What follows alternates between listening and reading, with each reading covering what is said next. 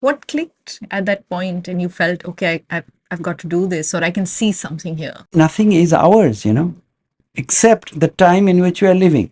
I have a very heightened sense of not wasting time. So, when I got Neemrana, I went to meet the Tehsildar. I used to drive a gypsy. I drove in and I went inside. So he was working. He kept working. I was 27 years old or something. So he looks at me, हाँ बोलिए. So I said, मैं Aman Nath हूँ. So he said, oh, like in the newspaper, they'd said that I was an agent of Rajneesh because I'd gone there with a friend who looked like Rajneesh, or he rang the bell. I mean, telling you the reaction people have when they hear you, even when I was a kid. So he says, तीन special चाय लाइए, एक driver साहब को देना बाहर. तो I said driver नहीं है. अच्छा, आप अपनी गाड़ी अपने आप चलाते हैं, as if it was an achievement. सब लोग अपनी गाड़ी चलाते हैं, सो मैं भी क्यों नहीं चला सकता.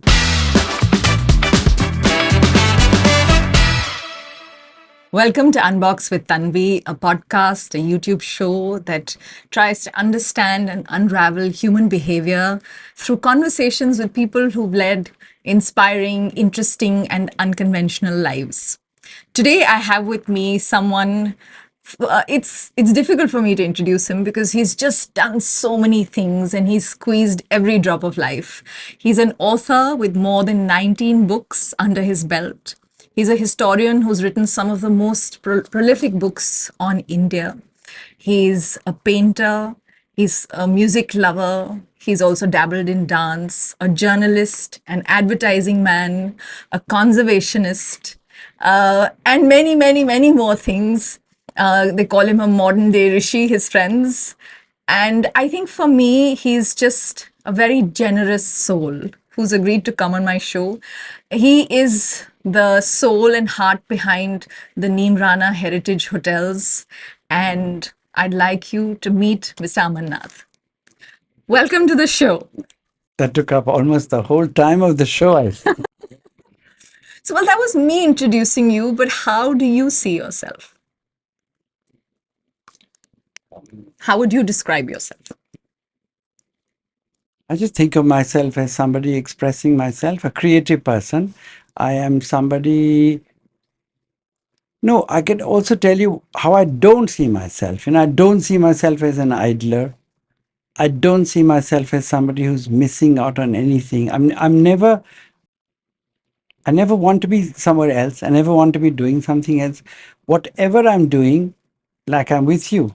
So I am 200% with you. I'm not thinking about this unfinished task or that I must do or on that book I have to finish. At this moment, I'm 100% with you. So if that means that whatever I do with the fullest concentration, presence, energy, all the things.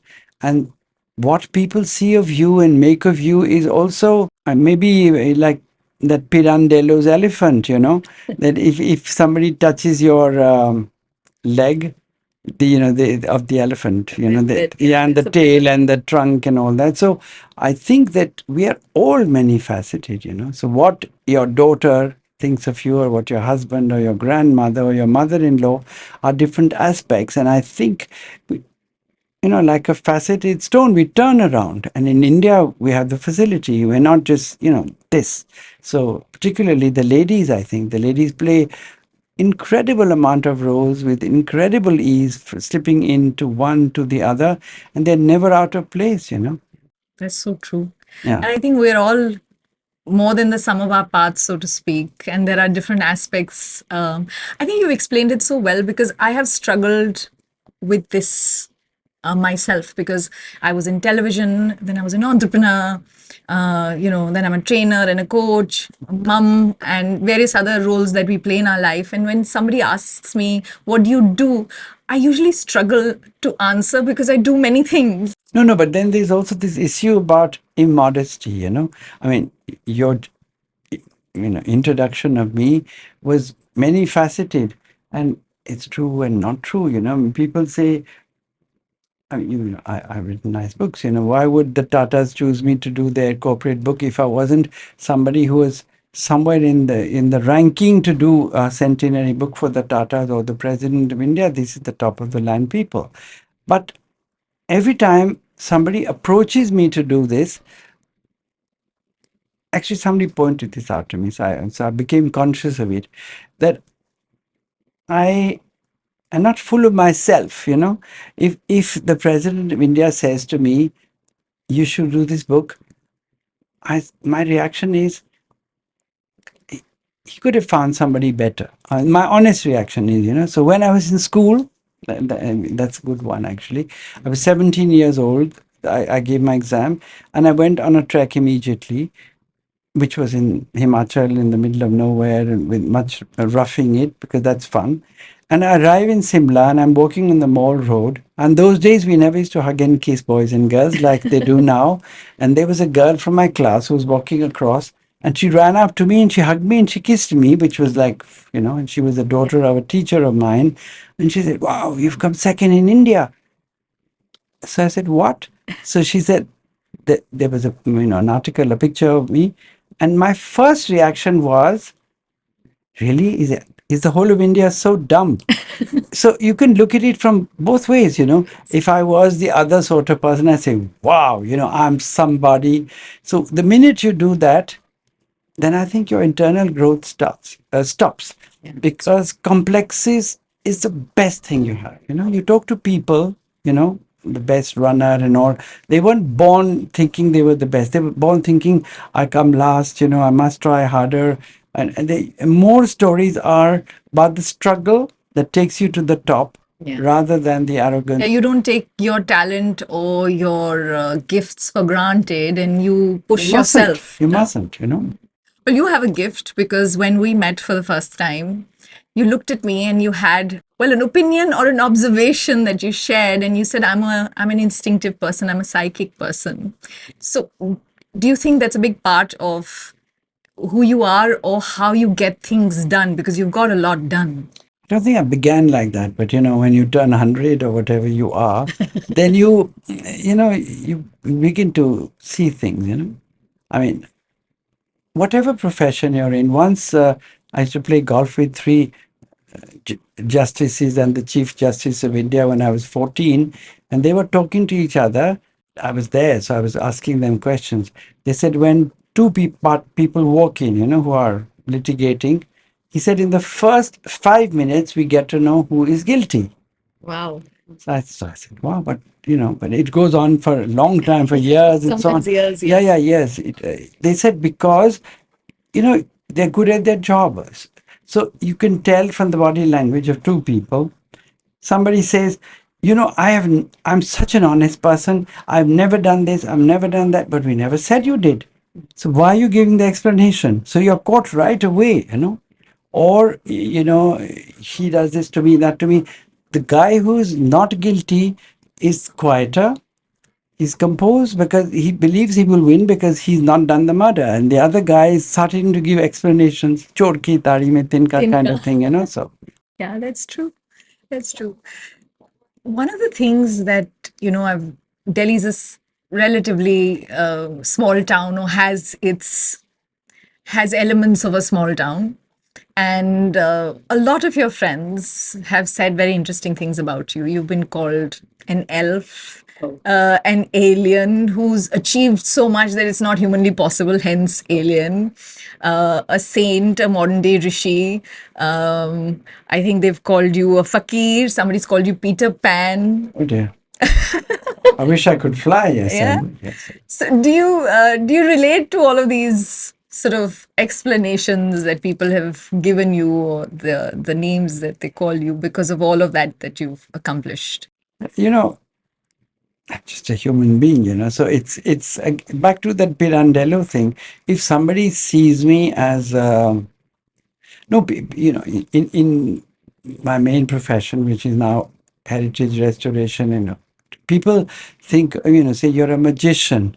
And even among the group of Maharajas who are born into wherever they're living, yeah, they give me status as if I was more important than them, which is something which is unsettling for me, because I am a fakir in that sense that, I'm fakir with many possessions. But I'm detached from those things. So I think they call me fakir. Is a fakir supposed to have so many properties or run so many properties? I think no. But I never have a sense of belonging, you know. Neemrana is like, you know, It's a community. 6 acres of, you know, palace at so many levels. So if I stood in front of it and said, I did it or it's mine, I would be, I don't know, You just don't feel that nouveau-riche. way. I actually don't feel. Every time I go there, I go with a bag. You know, I take my clothes. I could. People say, "Why don't you have a room?" I mean, I have a room in one place because I have a lot of books and things. But I go with a bag and I come back with a bag. And when I look at it or when the lights come on, ownership is something that never comes to my mind. And one question that people very often ask me, "Aren't you so proud?"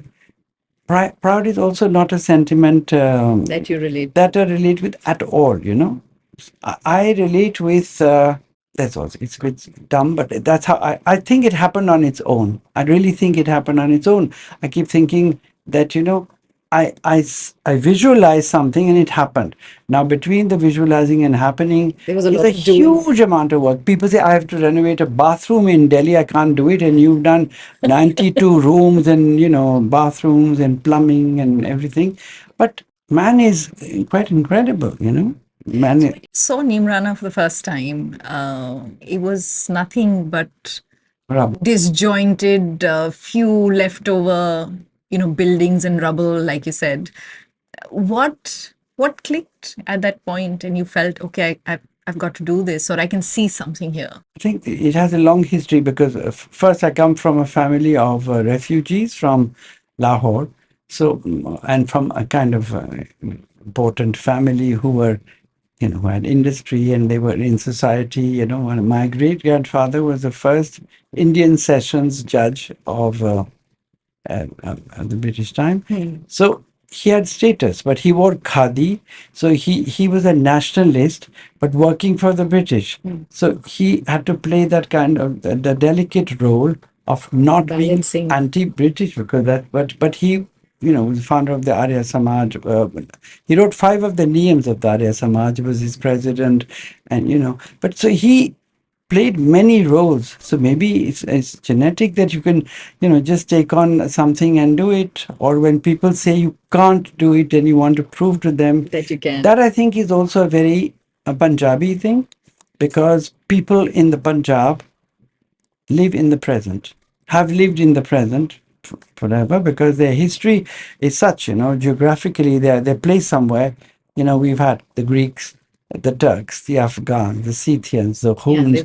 Everybody comes, runs through your place, ransacks it. So you can't be saying, I'm collecting, you know, French porcelain and would you like to have wine of 1902? Because Those it's are going to not get the things. destroyed, and then No, you're living it's in the moment and rebuilding again. not on your horizon. It's about enjoy the moment. So for that, you can't take credit because, you know, that's our ancestry. So when you come to Delhi and 6 million people came, they just wiped out all the old Delhi families. You know, the big industrial houses is not, none of them left because they were sitting on their, you know, they were landed gentry, money was coming, they had shops or they were landlords, but they forgot to work. And even as a child, you teach a child, you put 10 rupees or 2 rupees in your piggy bank every day, you'll have something at the end of it. But if you are a wealthy person and take out, you know, Yeah, at some thousand, point, a lakh, piggy bank's going to be done. all the Maharajas were eventually through with their piggy banks and had to work. So I think these are things we know. You know, these are things we intuitively, instinctively know as an Indian that hard work pays. You know, tapasya is like treated like that. So if you were to look at no, and detachment also. So if you look at miniature paintings of the Mughal emperors, of other Rajas, when they needed something, they went out in the field to a fakir who's sitting in a hut and they prostrated and, you know, and that fakir had nothing. He had a loin cloth. So why is a man who's, you know, dripping with diamonds Going and going prostrating and himself. prostrating him? Because we are supposed to, and I think, you know, you're Indian, so you should know somewhere inside yourself that the person who has nothing has everything. Because if you wield the nothing, not with the complacence, because actually nothing is ours, you know. accept the time in which we are living. So if you are saying that I'm going to go and buy, you know, the Kohinoor because and you can afford it or whatever, and in the middle of the night you're no longer alive. So what happens? It doesn't make sense, you know. So time comes first. Time is first, first, first. It's the only asset. I have a very heightened sense of not wasting time as a child already because our mother used to say, "What's your plan for the day?" So we had to write that we are doing this. And when we were not doing it, then we were idling. So we were taught very early not to idle. And then also, if you know that I have to learn Indian classical music, then play cricket, then do homework, then have dinner. So it was filled up, you know. So when friends say to me, you know, we haven't met in a long time, let's sit and chat. It goes like, you know, when is that sit and when is that chat? You know, like, let's have beer. So I don't have beer, but I don't mind sitting in the sun. I think it's vitamin D, but I don't sit in the sun. I don't while. I don't just, you know, go to old school things. It's nice to go sometimes, you know, in 50 years, it's You've all been right. called the perfect dinner guest, huh? By some of your friends. No, because, you know, you have to entertain yourself also. You know, if everybody's talking about servants and arthritis or grandchildren, then you've got to change the subject, you know. So then I become the sit down comedian. I make people laugh. It's also to make myself laugh, I think. Yeah, you've got a reputation of a little bit of a prankster. I like doing that. Yeah. I love doing that. Yeah, if people are very serious, I want to like poke a needle in their belly, you know. So I wanted to do, you know, also sometimes people think that they're meeting you and you're somebody, you know, they got this phantom image of you. And then you have to explode it before them, for them. So by playing some trick on them, even Then they just loosen up and ease they out. loosen up and then they say, okay, usually they say, we were not expecting a person like this, you know. And I don't know who they were expecting. That has been a problem actually. You know, when I got Neemrana, I went shortly after. I went to meet the Tehsildar. I used to drive a gypsy. I drove in and I went inside. So he was working. He kept working. I was 27 years old or something. So he looks at me, हाँ बोलिए. So I said, मैं Aman Nath हूँ. So he said, oh, you know, like in the newspaper, they'd said that I was an agent of Rajneesh because I'd gone there with a friend who looked like Rajneesh, and so he rang the bell. You know, I'm telling you the reaction people have when they hear you. Even when I was a kid, so he says, तीन special चाय लाइए, एक driver साहब को देना बाहर. तो I said driver नहीं है. अच्छा, आप अपनी गाड़ी अपने आप चलाते हैं, as if it was an achievement, you know. सब लोग अपनी गाड़ी चलाते हैं, सो मैं भी क्यों नहीं चला सकता, you know. So there image was a sort of roly-poly fair man with a suitcase, dark glasses, maybe a helicopter would land, you know, and then come and, you know, talk to him. You've done a lot of hands-on work in Neemrana. You've literally dug drains and moved mud, and you've lived when the place was nothing. Yeah. Literally in the ruins, and you've slept nights. No, so if you had the option to go to a gym, walk on a treadmill, and get nowhere. I mean, I don't know where people get to. They walk, walk, walk, and you know, they're exactly where they are, you know. So that's not my image of myself, you know. If you're walking, you better get somewhere. If you're doing something, you better do something. So if I have to make my muscles, I don't have to make my muscles, but if I'm sitting around and I see a blocked drain, I mean, I'll get up and clean it, you know. I mean, it takes 5 minutes, 10 minutes to do it. So, but people's image of you gets exploded at many levels, you know. इतने बड़े आदमी हैं, वो नाली साफ कर रहे हैं. So, but that doesn't not bother. how you see I don't yourself. see myself. I think it has to be done. Has to be done. If I to somebody, उसको बुलाओ, वो करेगा, you know. Then that's As you early, you spoke about your school and you spoke about having this whole routine, and your life was busy because you learned Kathak and Bharatnatyam as well, which probably at that time also was unusual for. no. It was in the school. Yeah. Modern school taught everything. It was not a girly thing to do. So we did horse riding, we did swimming, we did gymnastics, we did athletics, and what you were good at, you were good at.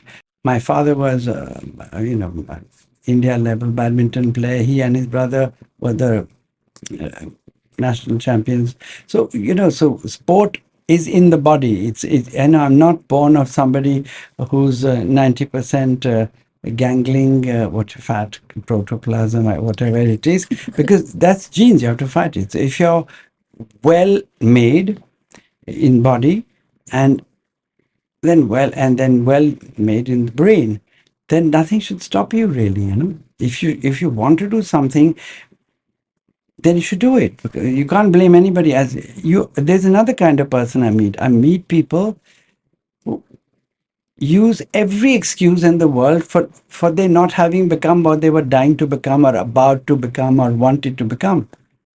I want to explore this a little more because you've obviously, in the course of your life, met so many different kinds of people, successful people, artists, musicians, workers, artisans, villagers, right?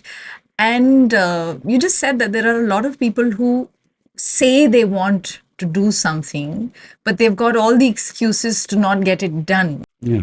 And I know there are a lot of young people out there who say, somebody says, I want to lose weight. Somebody says, I want to start that business. Somebody says, I want to quit my job and set up something of my own, or I want to get into that college, whatever. And they always see these obstacles on that path. What would you say to young people who let the obstacle become so big in their head that the journey doesn't start? I think it was more. Not. I think I wouldn't complain about young people. I find young people in India are like really smart. No, no, they are very smart. No doubt about it. I'm just saying, if somebody's struggling, what would you suggest to them? Because I don't know how much we can change the older lot. No, so there was. I mean, the startups is one thing, and upstarts is one thing. So I think I have known a lot of upstarts who thought that they were privileged, that everybody should do this. I went recently to Uttar Pradesh. There is this whole thing in politics about you know of being privileged. That I'm not like the rest of them, and that is very unfortunate, because if you are in politics and feel that you're privileged, um, people don't want to vote for you. I think people should vote for people who act. So, in at least in on the entrepreneurship of India and the youth, I think that we have more startups than any country. Then people have so many ideas. So, yeah. So I think what we can talk about in this is nature's plan. Because we are not part of the nature's plan. So if you are, how okay, I can explain it in a very Indian way. We have the Trinity, Brahma, Vishnu, Mahesh. Okay. So these things are made with much thought. Suddenly, why would you have Trinity? Why aren't they five? Why aren't they six? So if you apply that to personal wealth, to families, so you'll have one person who is the creator of wealth. In every family, you can see that. So if your grandfather made a lot of money, disproportionate with his times or with his contemporaries, he actually created a slight problem for your father then. I don't know why I've chosen you, because it doesn't end so well. But yeah, so or whoever it is. So that person has now the onus of looking after that money, because the weight, suppose I give you 500 trillion rupees, and it's like that. Yeah, there's a weight of that. It's a weight of that, and you haven't earned it. So you're not equipped yeah, to you're not handle it. equipped to handle it. You're not the man who went out in the forest and hunted the deer. So you've been given the deer, and you can't even carry it or cut it or cook it. So those kind of problems happen. So you become Vishnu, which is the preserver of that. And the third generation becomes Shiva, who is the regenerator. They have to end that. They have to end that cycle They so have that to they end can the cycle and start another one, because they themselves, they can be on the road and then they can start it again, but they cannot be like the first generation. Incidentally, you're writing a book on Shiva as well, right? I have almost a complete book, but it's related to collection, and I keep thinking that the more you know, the less you know. So I hope it'll come out one day, but it's not immediately in the offing. I've got other things happening. Got it. So tell me, how much has modern school shaped your A lot. personality, your friendships? A lot. It was a great school, and what was nice about it was that we did everything. So till you don't do things, how do you discover your aptitude? Suppose you've never done photography, then you don't know. And then, you know how to frame it, how to develop it. So we were very hands-on. We did everything. So in our ballets, we had, boys who were like thought of themselves as boys. They got the role of Ravan, maybe. But even when they had to dance in a ballet, they fell in line. And they wore makeup and all that, and so the parents clapped. I think it gave them also another image of themselves. I think it's also very important to be able to step out of yourself and see yourself. So, for example, not as a narcissist, because you are whatever you are. No point imagining you're the cat's whiskers. But just now, I'd like the idea that I'm a drone. I get out of myself and I'm observing myself from there. How is this program happening? It's a capacity that I've always had To be able to have to observe perspective. myself. Yeah, have a perspective on your own life and your own self. Yeah. And in St. Stephen's College, in the first year, I wrote a poem, more like a haiku. They have a very prestigious prize, which is the annual literary prize, and St. Stephen's is the snobbish university thing. So I won it in the first year. So somebody said, "Who's this pipsqueak?" and I was in the cafe, and I said, "It's me." So because I wrote two short poems, and one of them was about this. The days when my body steps out of itself to be with the geese in the west or something.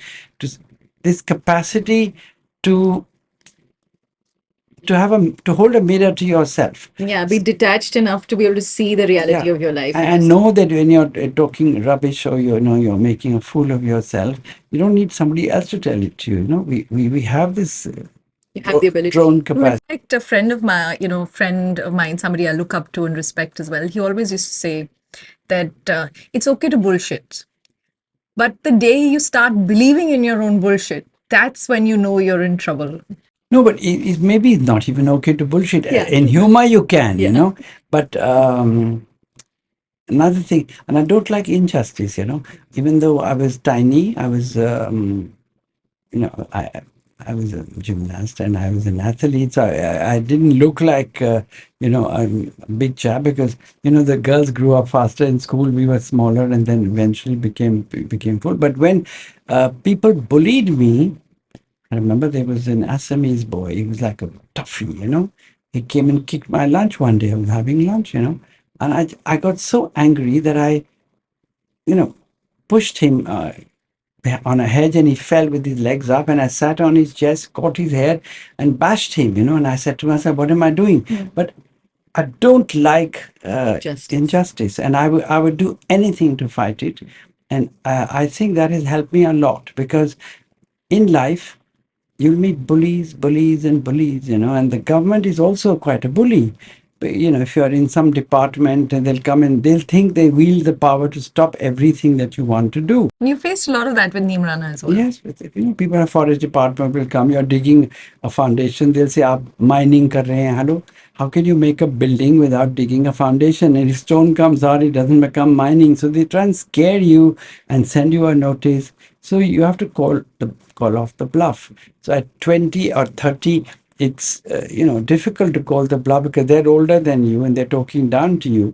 But now, I mean, over the years now less and less. I don't take it from anybody. I've never taken it. I mean, I don't want to take names on the show, but terribly important people have tried to bully me, and I've gone to their house and taken them on because what can they do? I have nothing to lose. I've done no wrong.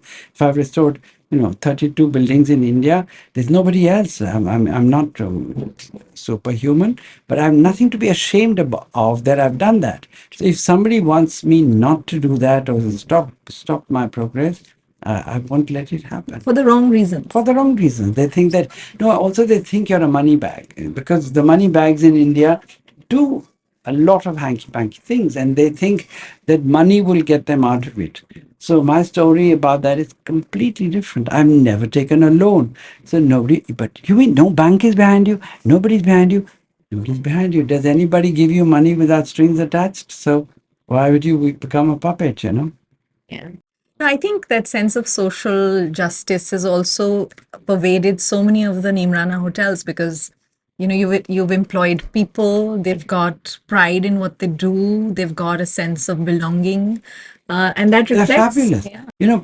I think that the Indian, I'm talking of the Indian, not people like you and me who've got Western liberal education, people who can call the bluff or the bullshit of the best English speaking people. If they talk nonsense to us, we give it back to them in their language. But I'm talking about simple people.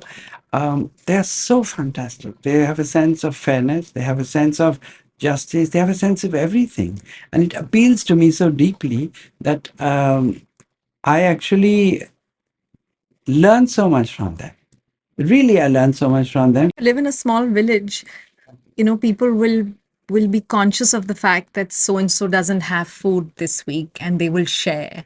And sometimes when we live in our big houses with boundary walls, we forget that people around us are, we're a community, we're herd animals eventually, and we need to be part of a group there where we feel we belong. I think that's so important. No, no. So the people of Neemrana, the big groups there, the big chains in Jaipur, they just shut and COVID and out went everybody. And we read reports or heard from friends that the general manager of a big hotel is selling sabzis, on a rally in Jaipur. I mean, how tragic is that? And they heard that we didn't lay off one person. So it makes a hole in your pocket. But eventually all holes fill up, because and you have to fill it. And the same people will help you fill it up as They well. do. And people say that, where do you find such people? I say, you give me anybody and I will make me that people that you think about. But you have to believe in them, and not falsely, but truly. So the first conference that we had at Neemrana, we were not hoteliers. That's why I said Neemrana non-hotel Non-hotel hotel, so that hotels. we warn you that. But that was also meant for the architectural because the rooms are not the same. You can't say 223, 224, 225. You can take any one. Each room is different. So the interesting thing was we had to make a different story. We had to deal with the people differently. And so they were having a conference of all their general managers around the world, which is a big thing because they're running the best hotels. And they come to a non-hotel, which is just opened. I think they were maybe 30, 40 of them, and not even sure we had that much crockery. It was that stage right in the beginning. And it was must have been on a Friday, Saturday. So I arrived there in the morning, and up in the Hawa Mahal, there was a ruckus, and they said, hip, hip, hooray, hip, hip, hooray. They were saying, so. And then they started coming down, and I knew two, three of the managers, one of the Oberoi in Delhi, and they said, look, I said, what are you celebrating? I thought it was somebody's birthday or something. No, no, we were cheering your staff. Wow. So I said, wow, because they were like 1 month before that, they were labor. They were carrying the rubble on their head. And they were smart and slim and, tall like Rajasthanis are. We dressed them up. We had trained them very minimally. How much can you train people in a month? But there is something that works from here. If you're nobody in Rajasthan, I mean, none of our staff, and nobody's told them, they'd always offer you water like this. Yeah. It's something we don't know. But they do. We have to learn from them. So I am working on a small, slim book, which I've done a few pages of it. It's called Wise Indian Conversations. Yeah, because there is an instinctive part of your soul that carries that feeling and that sense of pride, even, where you go above and beyond. And I think we all have this innate intelligence. We just ignore it a lot of the No, time. but simple people Simple have people it do because ignore they're it. not schooled like us. Yeah. We are told to blank out something, to layer over something. Yeah, I think we have more unlearning to do than learning because I think all the good stuff's already there. It's just camouflaged with a lot We of were the other stuff. half baked at one point. If you've got fancy friends and your grandmother walks in, you hide her because nobody should know what my grandmother looks like. It's a very urban kind of response. In the village, they'll see many dadi hai. I went to Marwar farming incognito, and they said she's 100 years old. So I because I I'm quite rural in that sense of upbringing. So I walked up. She was sitting on a chair. A wonderful lady with, wearing the kind of clothes you get in Burjari, quilted, So I kind of touched her. In my family, we never touch anybody's feet because we used to hug each other. So I bent down to, touch her knees or whatever she was. And she took my head in her lap and she stroked me, like it was extraordinary. And then she fumbled and she took out 100 rupee note. Wow. And she did like this and gave it to me. So I said, "What do I do?" So he said, take it, So I It's a took it. blessing, yeah. I took it because it's something that it was so much from the heart, that I said, how do I repay it? It's another matter that I, gave gifts to the kids and all that. But the value of that 100 rupees was something else. In value. Yeah. I think the, what you're talking about, valuing, um, valuing the true stuff, where your basic honesty, doing the right thing, standing up for what is right, and standing up for justice is also something that's reflected in a lot of your friendships. Because while I was reading about you and talking to people and, doing a little bit of research for our chat today, one of the themes that has come out through everybody I've spoken to, um, somebody who's met you once 30 years ago and sporadically stayed in touch, somebody who knows you and has interacted with you regularly over a period of time, people you've met for a project and then maybe lost touch. It could be any kind of friendship or association. You have generated so much trust because they say we just trust Aman, and he's a true friend. He's always there for you. And these are two traits of yours that have got repeated so many times: trust and friendship. And given the fact that you were doing so many things, how have you managed to create this? I think I'm completely Indian in the good sense, in the you know the essence of India sense. I always have time for everybody. Okay, so when people say to me, now I'm currently doing a book, and it's with people in Bombay, and they are, and the designer is in India who's in London.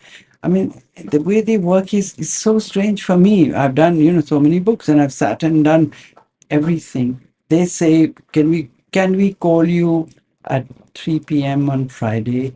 You can call me anytime, Call me now. Yeah, I say that. I say that all the time. But then they say, no, but I'm doing something. So I can't understand why people are so busy. They can't have a conversation. So I'm writing a book. I've got papers open. I'm thinking. I've written 3 sentences. Phone rings. And he says, that shower that we were replacing. So actually, or whatever the problem is. And I say, yeah, solve it, put it down. And in 1 second, I'm through with that. And then I'm back back to, I can write the next sentence and the next sentence. But I find people, young people particularly, completely lost that. They when they're doing one thing, it just fills their whole mind, and they can't accept anything. Maybe that's one way of working, but it's not my way of working. And I think that when you are, they know you're busy. I mean, all my people know, but they're so close to me.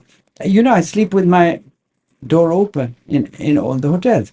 So people come at any time and knock. Sometimes they enter without knocking, and I said, I'm actually it's 11 o'clock. I'm sleeping, but I only got free now. I had to talk to you and all this. So the trust is total. They know that they will be heard, and that if there is something the matter. So I'm told by people that I listen to them too much, but I'm not foolish. If somebody's cooking up a story, you can tell. yeah, I can tell, and I don't then carry it to the HR man and say, do this for them, that for them. But what happens is, what is begun to happen is that people down the line have a sense of importance. Like in the big hotels, you say president, vice president. There's 6 vice presidents. Everybody executive, something, something. They want some wonderful designation. So in our case, we never had designations, but we have them now. But they're not. giving people a false sense of importance.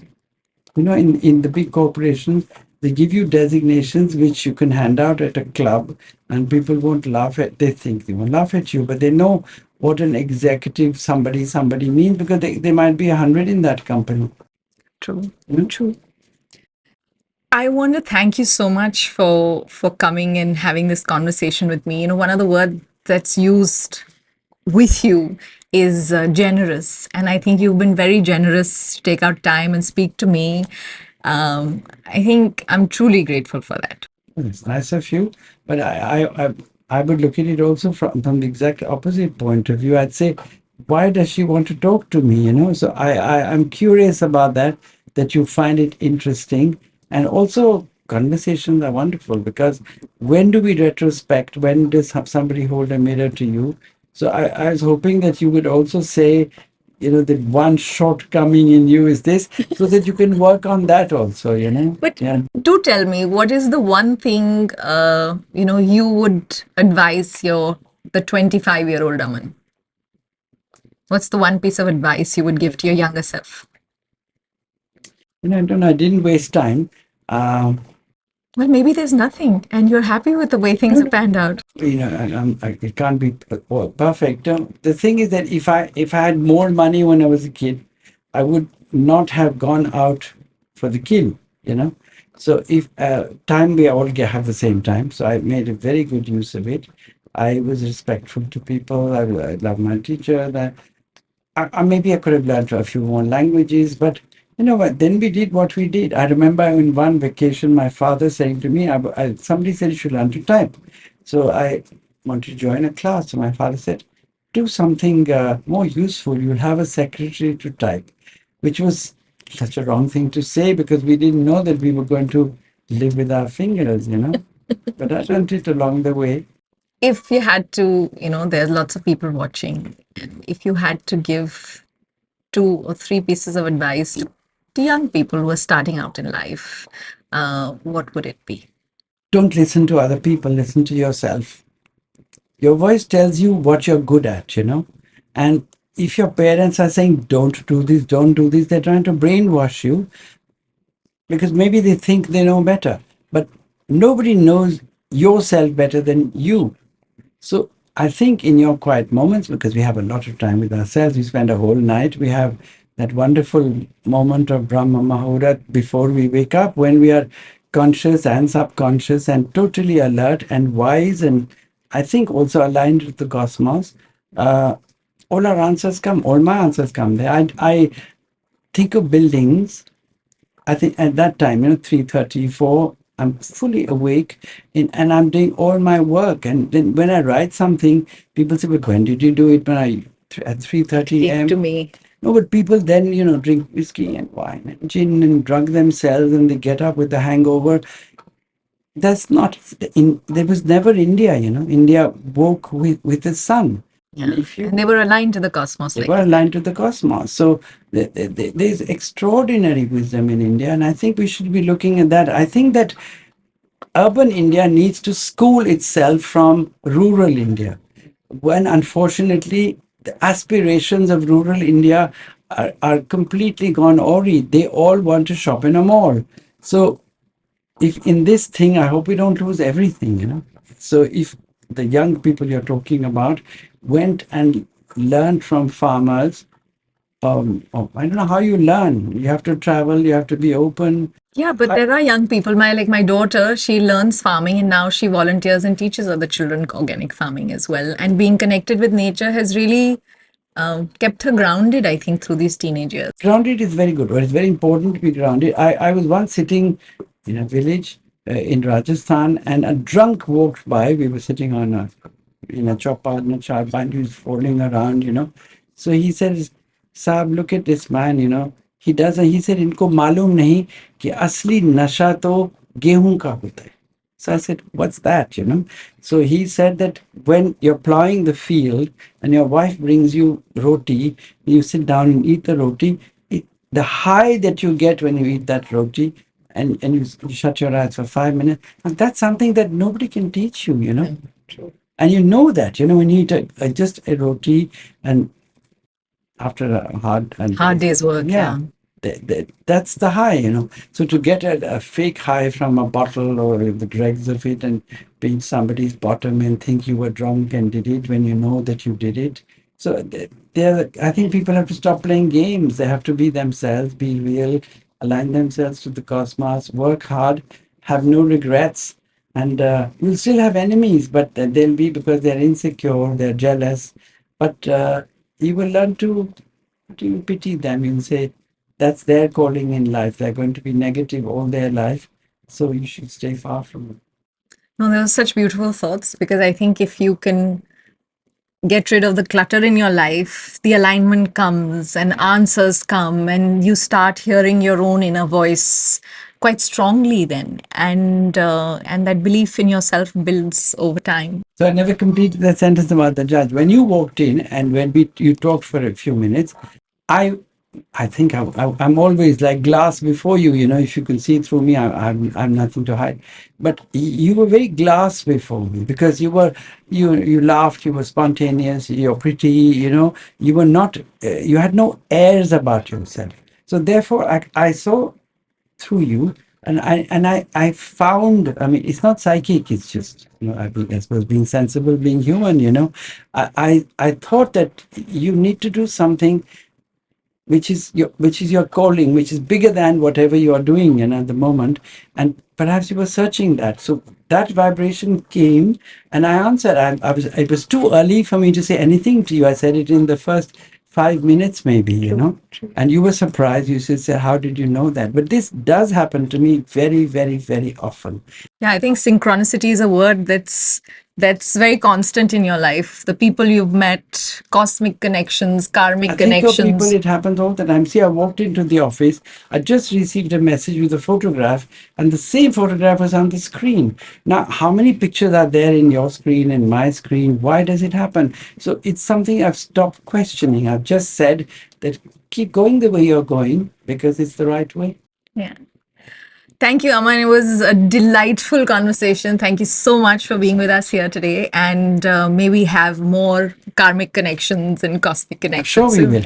I'm sure we will. Thank you so much. Bye bye. Well, that's it on Unbox with Tanvi, and we'll catch you on another episode.